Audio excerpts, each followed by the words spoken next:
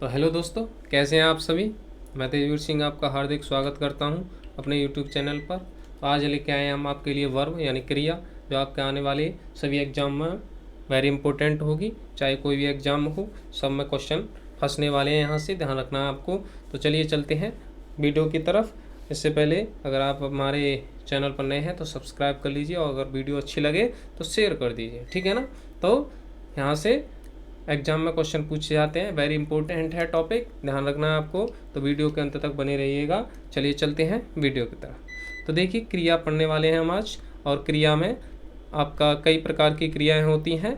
तो हम आपका बताने वाले हैं कि कैसे किस प्रकार हम क्रिया को टिक कर सकते हैं आने वाले एग्जाम में, ठीक है ना।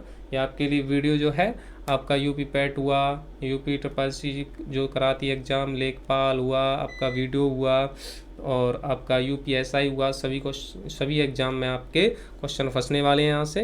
तो चलिए चलते शुरू करते हैं, ठीक है ना। तो देखिए, क्रिया होती है आपकी वर्ब। वर्ब की परिभाषा क्या होती है, किसे कहते हैं क्रिया, कि जब आपका जो कर्ता द्वारा जो कार्य किया जाता है, क्या किया जाता है, कार्य किया जाता है, उससे हम क्या कहते हैं, क्रिया कहते हैं, ठीक है ना। जैसे खाना हुआ, पीना हुआ, रोना हुआ, हंसना, उठना, बैठना, ये सब क्या है, क्रिया है। ध्यान रखना है आपको। जैसे मैंने कह दिया राम पढ़ता है, तो क्रिया क्या है कि राम क्या कर रहा है, पढ़ रहा है, तो क्रिया क्या हुई इसमें, पढ़ता है, ठीक है ना। क्लियर है क्रिया के। और सबसे विशिष्ट पहचान है, सबसे इम्पोर्टेंट कि आपको ध्यान रखना है, क्रिया हम कैसे पहचानेंगे कि किसी भी शब्द में अगर आपका ना जुड़ा हुआ है, ना, तो हम कह सकते हैं वो क्या होगी, क्रिया होगी हमारी। ध्यान रखना, देख लीजिए सभी के अंत में क्या जुड़ा है, ना। हिंदी अर्थ करते समय अगर उसमें ना आ रहा है आपका, तो क्या होगी, क्रिया होगी। ध्यान रखना है, ठीक है ना। आगे चलते हैं। देखिए, क्रिया के मूल रूप को क्या कहा जाता है, धातु कहा जाता है। जैसे मैंने कह दिया, मान लीजिए पढ़ना, क्या कह दिया, पढ़ना। जो पढ़ना है आपका, तो इसमें धातु कौन सी है, पठ धातु है। ध्यान रखना है, पठ धातु से मिलकर और ना जोड़कर तब बनता है आपका पढ़ना। क्लियर है यहाँ तक, ठीक है ना। जैसे चलना में अगर मैं बात करूँ तो चल धातु है, और चल में जब ना जोड़ेंगे तो क्रिया बनती है चलना। यहाँ तक क्लियर है। क्रिया के मूल रूप को क्या कहा जाता है, धातु कहा जाता है। ये जो मूल रूप है इसे हम क्या कहते हैं, धातु कहते हैं, ठीक है ना। तो धातु आपके कितने प्रकार के होते हैं, 2 प्रकार के होते हैं। कौन सा होता है, नंबर 1 होता है मूल धातु, और नंबर 2 होता है आपका यौगिक धातु। मूल धातु किसे कहते हैं, देखिए यह धातु क्या होती है, स्वतंत्र अवस्था में होती है तथा किसी अन्य शब्द पर निर्भर नहीं रहती है। जैसा कि मैंने अभी बताया है कि स्वतंत्र अवस्था में रहती है धातु, किसी भी अन्य शब्द पर निर्भर नहीं रहती है। जैसे खा हुआ, पी, चल, रो, हंस, ये क्या है, मूल धातु है। अगर इसमें ना जोड़कर क्या बन जाएगी, ये क्रियाएं बन जाएंगी। ध्यान रखना है, पीना हुआ, चलना, रोना, हंसना, समझ में आ गया मूल धातु, ठीक है ना। तो पहचान लोगे, मैंने कह दिया कि चलना में मूल धातु होगी, तो क्या होगी, चल। मैंने कह दिया हंसना में मूल धातु होगी, तो क्या होगी, हंस। यहाँ तक क्लियर है ना, मूल धातु समझ में आ गई, ठीक है ना। क्रिया के मूल रूप को क्या कहा जाता है, धातु कहा जाता है, ठीक है ना। अब नंबर 2 है, देखिए यौगिक धातु। यौगिक धातु किसे कहते हैं, यौगिक धातु मूल धातु में प्रत्यय लगाकर बनाई जाती है। ध्यान रखना, किस में, मूल धातु में प्रत्यय बनाकर, मान लीजिए चल है और इसमें क्या लगेगा, प्रत्यय लगाकर क्या बनाई जाती है, मूल धातु। या फिर क्या हो सकता है कि कई धातुओं को मिलाकर या संज्ञा या विशेषण में प्रत्यय जोड़कर बनाई जा सकती है, ठीक है ना। जैसे देखिए, इससे पहले हम मान लीजिए करते हैं, ये कितनी प्रकार की होती हैं यौगिक धातु, 3 प्रकार की होती हैं। कितने प्रकार की, 3 प्रकार की होती हैं। तो हम एक एक करके आपका देखेंगे कि क्या होती हैं यौगिक धातु, या हम क्रियाएं भी कह सकते हैं, यहाँ इनको कोई दिक्कत नहीं है, ठीक है ना। तो पहला नंबर है आपका प्रेरणार्थक क्रिया, या धातु कह सकते हैं। यौगिक धातु कितने प्रकार के होते हैं, 3 प्रकार के। नंबर 1 है प्रेरणार्थक धातु या क्रिया। तो प्रेरणार्थक क्रिया किसे कहते हैं, कि ये जो है आपका अकर्मक और सकर्मक दोनों क्रियाओं से मिलकर बनती है, ध्यान रखना। प्रथम प्रेरणार्थक क्रिया में आना, यानी पहली जो प्रेरणार्थक क्रिया बनेगी उसमें आना जोड़ना है, ठीक है ना। और द्वितीय प्रेरणार्थक क्रिया में वाना जोड़कर बनती है, ध्यान रखना। कैसे, देखिए हम समझाते हैं। प्रेरणार्थक क्रिया बनानी है हम किसी को, मान लीजिए कि क्रिया दे दी हमको सोना, कि सोना से द्वितीय प्रेरणार्थक क्रिया या प्रथम प्रेरणार्थक क्रिया बनाइए। तो सोना जो वर्ड है, मैं इसने कहा है, यानी हमने कहा है कि प्रथम प्रेरणार्थक क्रिया बनानी है तो उसमें आना, तो सोना से आना जोड़ेंगे हम तो क्या बन जाएगा, सुलाना बन जाएगा, ठीक है ना। प्रथम प्रेरणार्थक क्रिया है, ध्यान रखना है। अगर द्वितीय प्रेरणार्थक क्रिया बनानी है तो वाना जोड़ना है, तो सोना में वाना जोड़ेंगे तो सुलवाना बन जाएगी आपकी द्वितीय प्रेरणार्थक क्रिया, ठीक है ना। ऐसे ही हम देना से प्रथम बनाएंगे तो दिलाना, और द्वितीय बनाएंगे तो दिलवाना। उठना की अगर क्रिया की बात कर तो प्रथम प्रेरणार्थक क्रिया बनानी है तो उठाना, और द्वितीय बनेगी आपकी उठवाना। करना से कराना और करवाना। तो ये थी आपकी प्रेरणार्थक क्रिया। नंबर 2 देखते हैं आपकी कौन सी होती है, यौगिक क्रिया हो कह सकते हैं या धातु कह सकते हैं, ठीक है ना।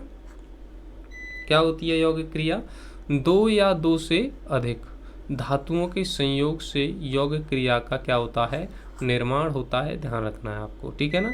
जैसे मान लीजिए एक जैसी होंगी दो या दो से अधिक धातुओं के संयोग से, जैसे रोना हुई और धोना हुई, रोना धोना। तो कितनी क्रियाएं हैं या धातु हैं इसमें, एक तो रो धातु है गई, एक धो धातु हो गई, ठीक है ना। तो दो धातुओं के संयोग से क्या बनता है आपका, यौगिक क्रिया का निर्माण होता है। खाना वाना, सॉरी यहाँ आएगा खाना वाना, ठीक है ना, ठीक है ना। चलना फिरना, ये क्या है, यौगिक क्रिया का निर्माण करती है, चल धातु और फिर धातु, ठीक है ना। उठना बैठना, उठना बैठना, ये क्या है, यौगिक क्रिया कहलाती हैं, ध्यान रखना है आपको। और नंबर 3 होती है आपकी नाम धातु, ठीक है ना। और नाम धातु जैसे मान लीजिए क्या कहलाती है नाम धातु, संज्ञा या विशेषण से बनने वाली धातु से नाम धातु का निर्माण होता है। किस प्रकार होता है, देखिए मान लीजिए आपको गाली शब्द दे दिया, क्या दे दिया, गाली शब्द दे दिया, नाम धातु बनानी है तो आपका क्या बनेगी, गरेयाना, ठीक है ना। लात से लतियाना, बात से बतियाना, समझ में आ गई। तो इस प्रकार वर्ड बनेंगे आपके नाम धातु अगर बनानी है आपको, ठीक है ना। तो देखिए रचना की दृष्टि से क्रिया कितने प्रकार की होती है, ध्यान रखना है आपको, 2 प्रकार की। कितने प्रकार की, 2 प्रकार की होती हैं। नंबर 1 सकर्मक क्रिया और नंबर 2 अकर्मक क्रिया। सकर्मक क्रिया की अगर मैं बात करूं तो क्या कहलाती है कि जिस क्रिया के साथ कर्म हो, या कह सकते हैं जिस वाक्य में कर्म हो या क्रिया कर्म की संभावना हो सकती है, तो क्या होता है वो सकर्मक क्रिया कहलाती है, ध्यान रखना, ठीक है ना। जैसे मैं कह दूं, मान लीजिए कि राम फल खाता है, क्या, राम फल खाता है, तो क्या है, जिस क्रिया के साथ कर्म हो, इसमें कर्म है, क्या खा रहा है वो, फल खा रहा है, कर्म है, तो कैसी क्रिया होगी इसमें, सकर्मक क्रिया होगी। कैसी क्रिया होगी, सकर्मक क्रिया होगी। सीता गीत गाती है, क्या गा रही है, गीत, कर्म है तो सकर्मक क्रिया होगी, ठीक है ना। क्लियर है यहाँ तक, सकर्मक क्रिया समझ में आ गई। देखिए कर्म की संभावना भी हो सकती है, किस प्रकार, मैं कह दूं राम पढ़ता है, राम पढ़ता है, तो यहाँ पर कर्म की संभावना हो सकती है, क्योंकि राम क्या पढ़ सकता है, पुस्तक भी तो पढ़ सकता है, ठीक है ना, अखबार पढ़ सकता है, यानी कुछ न कुछ पढ़ेगा वो, ध्यान रखना है आपको। तो यहाँ पर जो कर्म है साइलेंट भी हो सकता है, तो जब ऐसे वर्ड आए तो अपनों उससे आपको निकालना है दिमाग से कि इसमें आपका सकर्मक क्रिया होती है, ध्यान रखना। ऐसे वर्ड भी या वाक्य आ जाते हैं आपके, ध्यान रखना है आपको, ठीक है ना। तो राम पढ़ता है, ठीक है ना, तो पुस्तक पढ़ता है या अखबार पढ़ता है, आपका हो सकता है, कर्म की संभावना हो सकती है, तो सकर्मक क्रिया होगी यहाँ पर, ठीक है ना। तो चलिए चलते हैं, दूसरी है आपकी अकर्मक क्रिया। अकर्मक क्रिया कहते हैं कि जिस क्रिया के साथ कर्म न हो, या अकर्मक क्रिया कहलाती है, ठीक है ना। जैसे मैं गया, कर्म है नहीं है, तो कैसी क्रिया होगी? अकर्मक। कैसी क्रिया होगी? अकर्मक। उसने खाया तो कैसी क्रिया होगी? अकर्मक। मैं बैठा कैसी क्रिया होगी? अकर्मक क्रिया होगी। वह चला गया कैसी क्रिया होगी?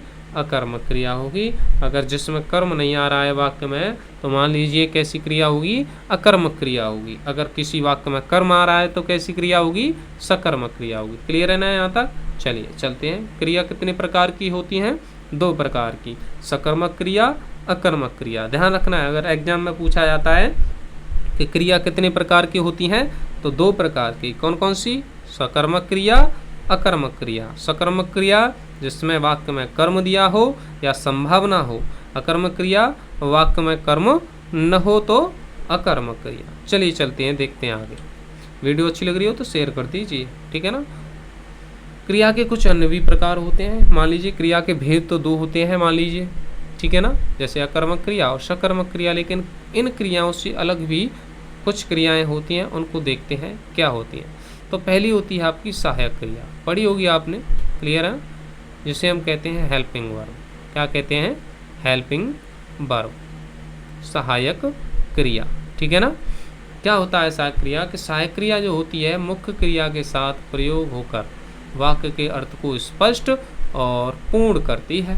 सहायक क्रिया क्या? मुख्य क्रिया के साथ प्रयोग होती है, वाक्य के अर्थ को या तो पूर्ण कर देती है या उसको स्पष्ट कर देती है। जैसे मैं कह दूं, मैं घर जाता हूँ, क्या है इसमें? सहायक क्रिया हूँ, ठीक है ना। और मुख्य क्रिया क्या होगी? जाता। मुख्य क्रिया क्या होगी? जाता। मुख्य क्रिया के साथ प्रयोग होकर क्या करती है? वाक्य के अर्थ को स्पष्ट कर देती है या पूर्ण कर देती है। मैं घर जाता और हूँ जोड़ दूँ तो पूर्ण कर रही है, स्पष्ट कर रही है, ठीक है ना। अगर इस सेंटेंस की बात करूँ तो क्या होगी सहायक क्रिया इसमें? Helping verb. वह खाना खा रहा है, मुख्य क्रिया क्या है? खा। मुख्य क्रिया क्या है? खा। मुख्य क्रिया के साथ क्या जुड़ रहा है? रहा है। तो क्या होगी ये? सहायक क्रिया। क्या होगी ये? सहायक क्रिया। समझ में आ गया? क्लियर है ना यहाँ तक? सहायक क्रिया समझ में आ गई। चलिए आगे चलते हैं। दूसरी होती है, देखिए, पूर्वकालिक क्रिया। क्या होती है? पूर्वकालिक क्रिया किसे कहते हैं? कि जब कर्ता एक क्रिया को समाप्त कर दूसरी क्रिया शुरू कर देता है, तब पहली क्रिया को क्या कहा जाता है? पूर्वकालिक क्रिया कहा जाता है। कैसे? समझिए, एग्जाम में बहुत क्वेश्चन पूछे जाते हैं, यहाँ से ध्यान रखना, चाहे कौन सा भी एग्जाम हो, ठीक है ना। तो आपका वह, जैसे मान लीजिए, वह खाना खाकर सो गया, वह खाना खाकर सो गया, ये सेंटेंस है। अब कैसे पहचानेंगे इसमें कौन सी क्रिया है? तो वह खाना खाकर, ये कह रहा है पूर्वकालिक क्रिया क्या होती है? जब कर्ता एक क्रिया को समाप्त कर, तो वह खाना खाकर, पहले उसने क्या खाया? खाना खाया, फिर उसके बाद क्या हो गया? सो गया। तो जब दूसरी क्रिया शुरू करता है तो पहली वाली जो क्रिया होती है वो क्या कहलाती है? पूर्वकालिक क्रिया कहलाती है। तो इसमें क्या हो जाएगी? पूर्वकालिक क्रिया, खाना खाया है पहले उसने, तब जाके क्या हुआ है? सोया है, ठीक है ना। तो पूर्वकालिक क्रिया होगी क्या इसमें? खाना खाकर। आपको सेंटेंस दे दिया जाता है और अंडरलाइन कर देगा कि इसमें कौन सी क्रिया है। तो पहले उसने खाना खाया है, फिर उसके बाद सोया है, तो पूर्वकालिक क्रिया क्या होगी? खाना खाकर। दूसरा सेंटेंस है, देखिए, मैं नहाकर बाजार जा रहा हूँ। तो पहले क्या किया है उसने? नहाया है, और उसके बाद कहाँ जा रहा है? वो बाजार जा रहा है। तो पूर्वकालिक क्रिया कौन सी होगी? नहाकर। पूर्वकालिक क्रिया कौन सी होगी? नहाकर। क्लियर है यहाँ तक? पूर्वकालिक क्रिया समझ में आ गई। जब कर्ता एक क्रिया को समाप्त करता है और दूसरी क्रिया शुरू कर देता है, तो वहाँ से जो पहली क्रिया होती है उसे क्या कहा जाता है? पूर्वकालिक क्रिया कहा जाता है। चलिए देखते हैं आगे है, देखिए, नंबर 3 होती है द्विकर्मक क्रिया। द्वि में होता है 2 और कर्म, द्विकर्मक यानी जिसमें 2 कर्म हो, क्या कहलाएगी? द्विकर्मक कहलाएगी। जिस क्रिया के 2 कर्म होते हैं द्विकर्मक क्रिया कहलाती है। जैसे मान लीजिए अध्यापक ने छात्रों को हिंदी पढ़ाई, ठीक है ना। तो कितने कर्म हैं? अध्यापक ने क्या पढ़ाई? हिंदी, पहला कर्म हो गया। किसको पढ़ाई, छात्रों को, दूसरा कर्म हो गया। कितने कर्म हैं, 2 कर्म हैं। कैसी क्रिया हुई, द्विकर्मक क्रिया हुई, ठीक है ना। मैंने उसको एक थप्पड़ मारा, मैंने क्या मारा, एक थप्पड़, पहला कर्म हो गया।